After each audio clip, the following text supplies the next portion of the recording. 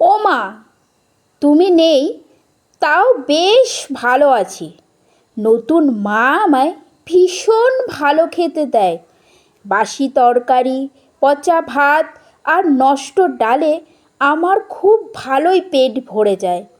মা, ও মা, জানো আমি এখন শার্ট ধুতে পারি, তাই প্রতিদিন বাড়ি শুদ্ধ সব লোকের কাপড় ধুই আমি।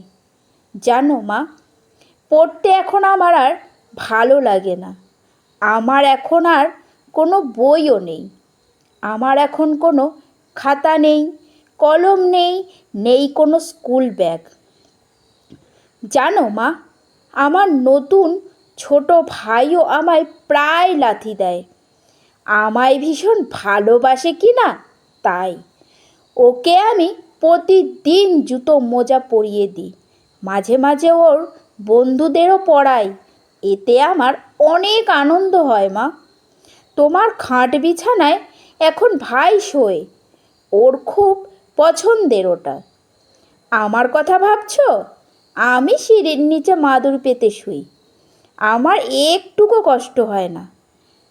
মা জানো, পুজো এলে আমি পুরনো কাপড় পাই, সে কাপড়ে তোমার মেয়েকে রাজকুমারী দেখায় মা, যে কিনা এক রাজ্যহীন রাজকুমারী। মা জানো, বৃষ্টি হলে মেঘ ডাকলে আমি আজও ভয় পাই।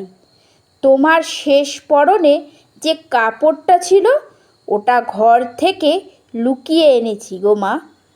ওটা জুড়ে যে তোমার গন্ধ, ওই গন্ধে আমার আর ভয় হয় না মা। মনে হয় তুমি আমাকে জড়িয়ে রেখেছো বুকে।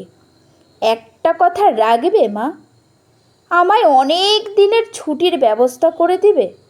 তোমার কাছে গিয়ে থাকবো, দুদিন একটু শান্তিতে ঘুমোবো তোমার বুকে। আজও ভালোবাসি তোমাকে মা।